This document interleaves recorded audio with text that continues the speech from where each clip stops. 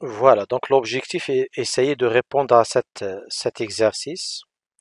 Bien sûr, il faut maîtriser les étapes de création de données, initialisation ou saisie de données, faire des calculs éventuels et afficher le résultat. Donc pour ce faire, nous allons essayer de créer toujours dans le même projet et le même package. Nous allons essayer de créer une classe qui s'appelle stock, d'accord, stock management, d'accord.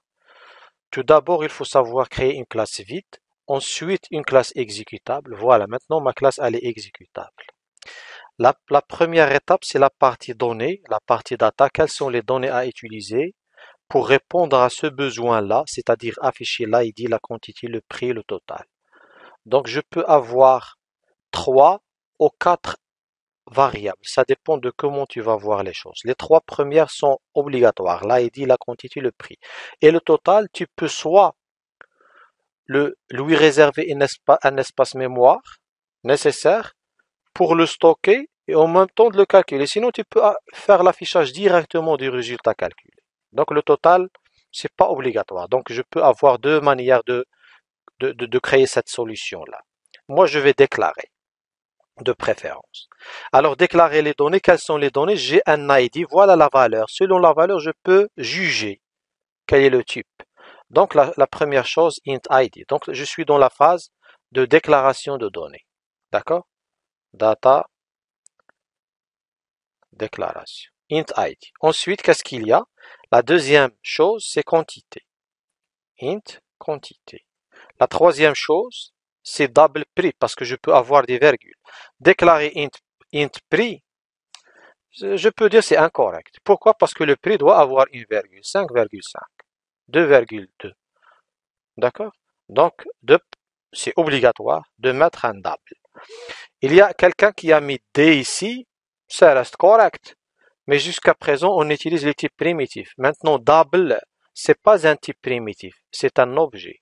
Ou bien c'est une référence. Ça, c'est autre chose. Maintenant, en faisant cette manière-là, tu as commencé à utiliser Java en tant que langage de programmation, mais orienté objet. C'est-à-dire, il faut savoir qu'est-ce que ça veut dire une classe, qu'est-ce que ça veut dire un objet, qu'est-ce que ça veut dire une référence, qu'est-ce que ça veut dire un constructeur. Toutes ces choses-là, nous n'avons pas encore vu. Donc, on utilise les types primitifs. Un type primitif commence par une lettre minuscule. D'accord? Donc, double prix. Et la même chose pour le total contient des virgules. Donc, double total. Maintenant, je passe à la phase 2.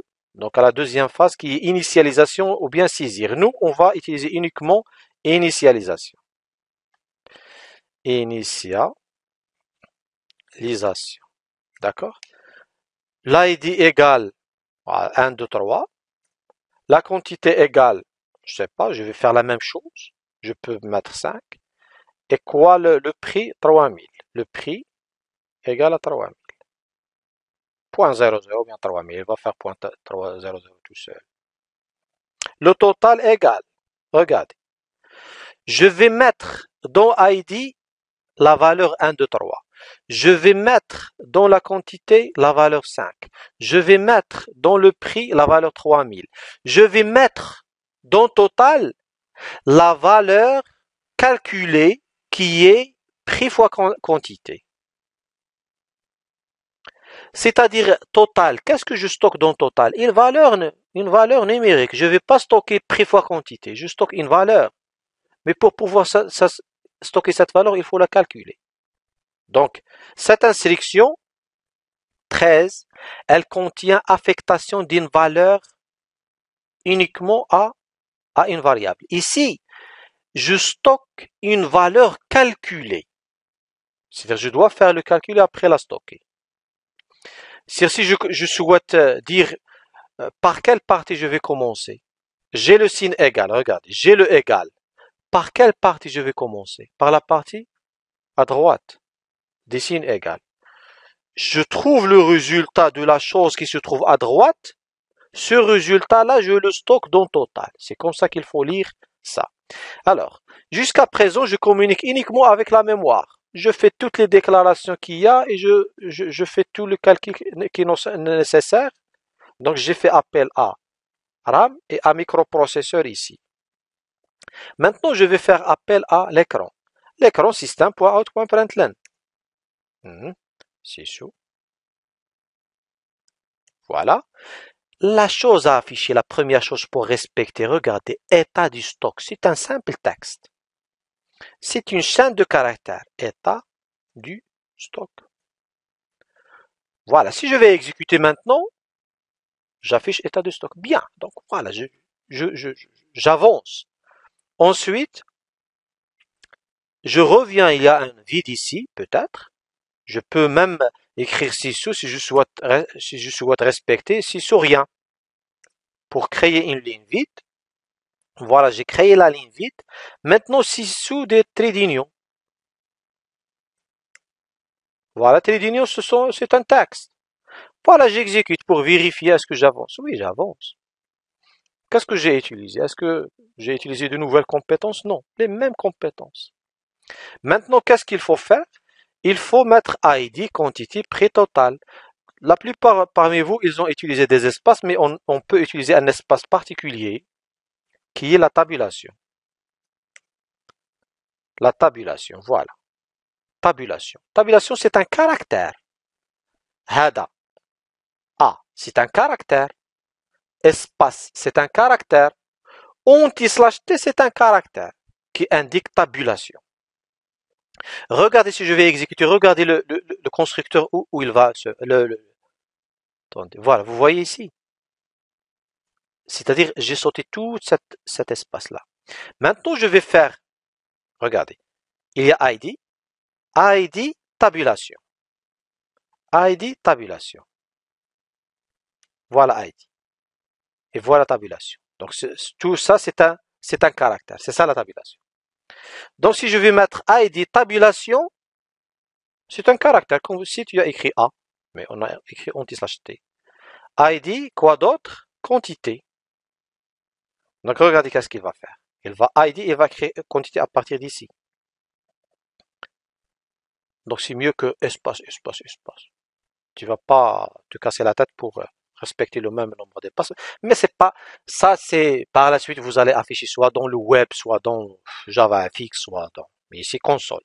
Alors, quantité, pourquoi c'est erreur ici? Parce que tu as marqué un anti/, il attend un caractère spécifique.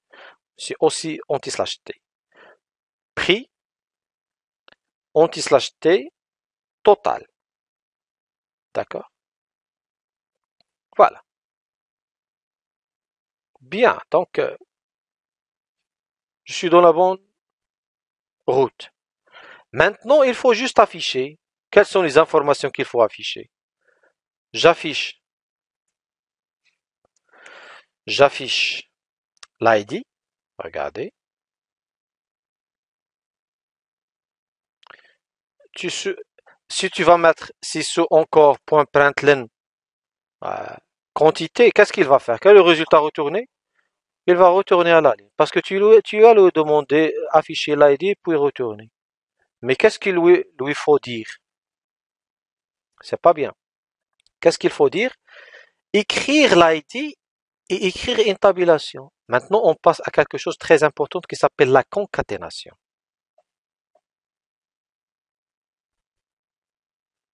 La concaténation des choses à afficher. Ça, c'est un casse-tête pour les débutants surtout. Concaténation. Concaténation.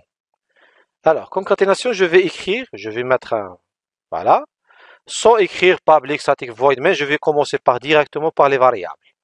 Regardez, int a égale, ou bien int a égale à 5, égale à 33. D'accord? Système, système.out.println.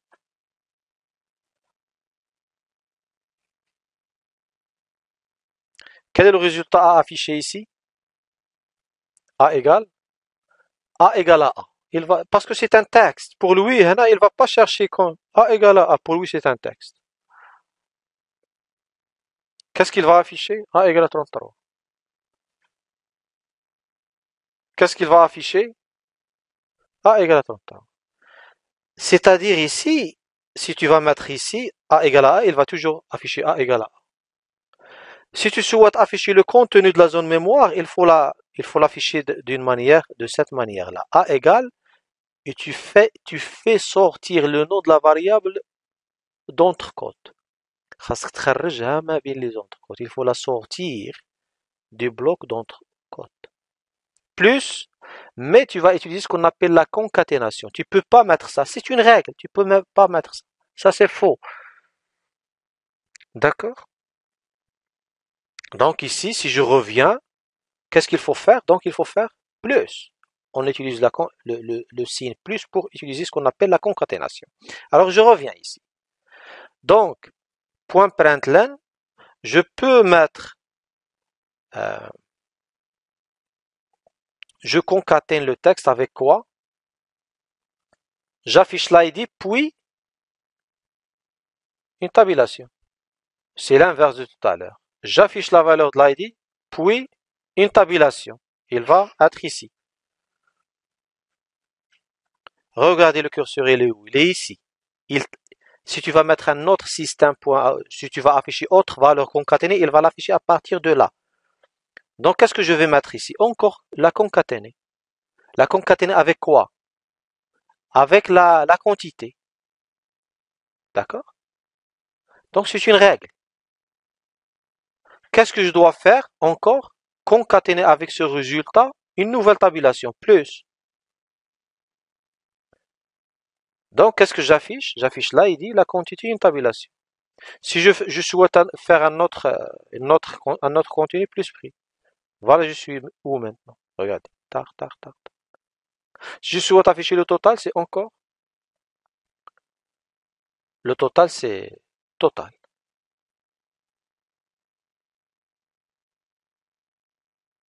Voilà, mais c'est collé, mais j'ai pas ajouté la tabulation.